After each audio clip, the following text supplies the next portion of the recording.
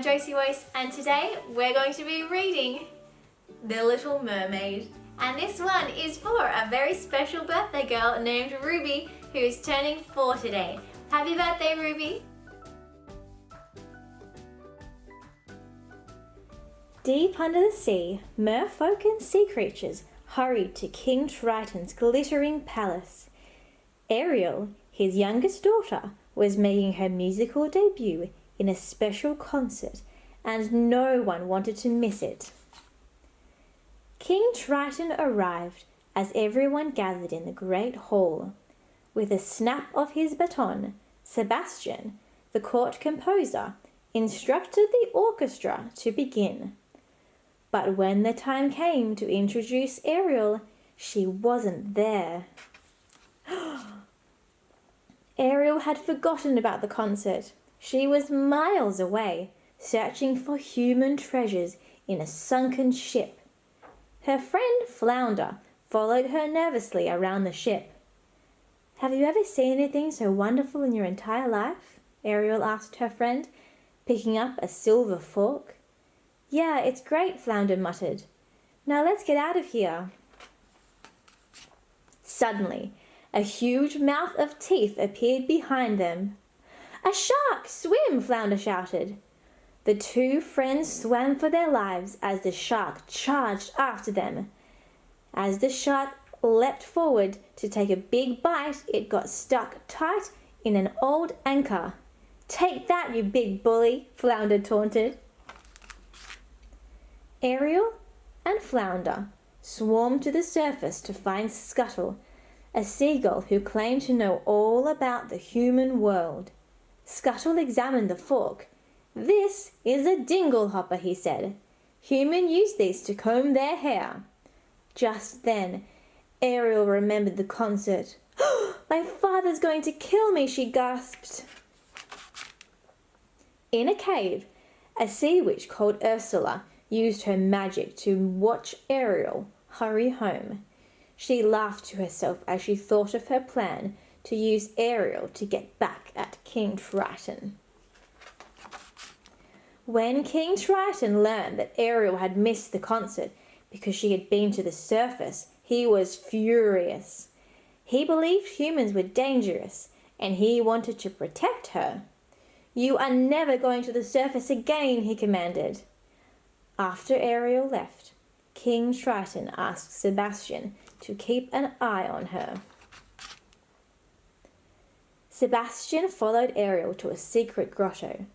When he peeked inside, he was stunned to see that it was filled with human treasures. The little crab was shocked to overhear Ariel tell Flounder how she wanted to be part of the human world. Sebastian tried to talk some sense into Ariel, but she didn't want to listen. Before he could stop her, Ariel swam to the surface again to watch a large ship sail past. Peeking through a hole in the side of the ship, Ariel saw Prince Eric. He was smiling as his guardian, Sir Grimsby, unveiled a statue of him. Ariel couldn't stop gazing at Eric. Scuttle saw Ariel as he flew past and joined her as she spied on Eric. "He's very handsome, isn't he?" she asked Scuttle. Suddenly, thunder roared and lightning cracked as a storm hit. A lightning bolt struck the ship and set it on fire. As the fire burned, the ship was rocked by huge waves.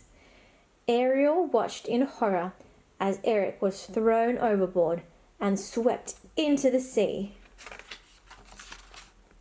Beneath the waves, Ariel grabbed the unconscious prince.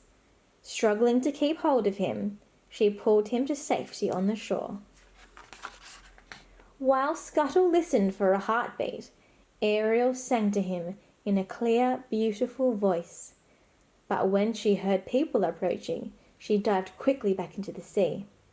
As Eric woke up, he only saw a glimpse of her face, but he knew he would never be able to forget her voice. Ariel was in love, and all she could do was think about Eric. Her father noticed her strange behavior and asked Sebastian to take him to Ariel. At the entrance of her grotto, King Triton watched as his love-struck daughter sang about a human. Furious, Triton burst in. Contact between the human world and mer world is forbidden. But Daddy, I love him, announced Ariel. If this is the only way to get through to you, then so be it, Triton shouted as he raised his trident. Flashes of light filled the room, and the statue of Eric and the rest of Ariel's treasure were destroyed. Upset with her father, Ariel went to Ursula's cave. The sea witch offered to turn Ariel into a human if she could keep Ariel's voice. The deal also meant that Eric had to kiss her before sunset on the third day. If not, you will turn back into a mermaid and belong to me, Ursula cackled. Frightened but determined, Ariel signed the contract. Now sing, Ursula commanded. Ariel's voice flowed from her, and Ursula captured it in a seashell. Suddenly, Ariel began to transform, and her tail disappeared. In its place, she had legs. Flounder and Sebastian helped Ariel to the surface, where she looked at her new legs, delighted. Sebastian was worried about Ariel and agreed to help her, along with her friends in the human world. Just as Ariel's friends helped her to the shore and dressed her in an old, ragged sail, the prince and his dog appeared and spotted her. You look familiar, Eric told Ariel. Was she the girl who sang to him? But when Eric realized that Ariel couldn't talk, he decided she couldn't be the girl he was looking for. Eric took Ariel back to his palace, where she was dressed in a beautiful ball gown and invited to dinner. To the prince's surprise, Ariel combed her hair with a fork, just as Scuttle had taught her. Sebastian hid himself at the dinner table so that he could keep an eye on Ariel. The next day, Eric took Ariel on a tour of his kingdom. Despite the fun they had, Eric had not kissed her, and there was only one day left. At sunset, the prince took Ariel rowing on a lagoon. Sebastian, with the help of the others, sang a song about love. Eric gazed at Ariel, but just as they were about to kiss, the boat was tipped over by eels that had been sent by Ursula. Ursula used her magic to watch from her cave. That was too close, she said to herself. It's time I took matters into my own hands. Then Ursula transformed herself into a beautiful young woman named Vanessa. She wore a necklace with a shell that contained Ariel's voice.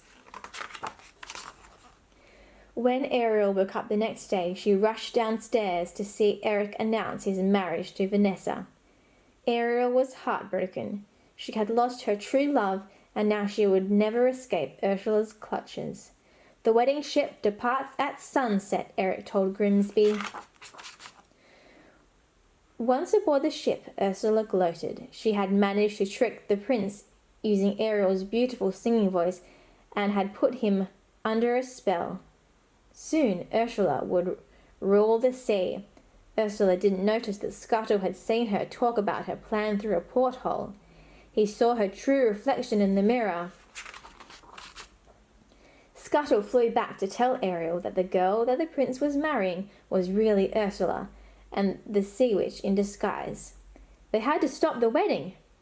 Ariel and her friends hurried to the ship, but the sun was going down. They had to move fast. The wedding had already started when Ariel and her friends arrived at the ship. Eric stood in a trance before the minister. Vanessa smiled to herself as she got close to being married. She was sure that her plan was going to work. Ariel would be forever hers. But just as Vanessa could say her vows, all the animals that Ariel's friends had rounded up came to the rescue. Scuttle managed to yank the necklace from Vanessa's neck, and it smashed on the floor. Ariel's voice flowed back to her, and Eric was released from the spell.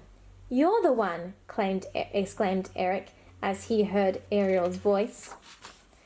You're too late, laughed Ursula. The sun had set beneath the horizon, and Ariel became a mermaid again. Ursula changed back into her real form as the sea witch and dragged Ariel into the sea. I'm not going to lose her again, shouted Eric as he went after Ariel. Beneath the sea, King Triton appeared. Ursula, let her go. She's mine now, Ursula replied, showing him Ariel's contract. We made a deal, but I might be willing to make an exchange. To save his beloved daughter, Triton agreed to take Ariel's place. Now he would be Ursula's servant forever. Ursula took the king's trident and stirred the waves, creating a huge whirlpool.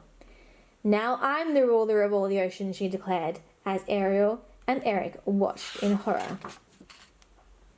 Ursula grew and grew until she towered over the sea. Eric saw an ancient sunken ship rising through the whirlpool and decided to climb aboard. Just as Ursula took aim at him with her fiery trident, he steered the jagged bow into the sea witch's heart. The sea witch disappeared beneath the waves. Her spell was broken. King Triton and all the poor unfortunate souls Ursula had tricked were free at last. But Ariel was a mermaid, and Eric would always be a human. King Triton watched his daughter gaze longingly at her true love on the shore.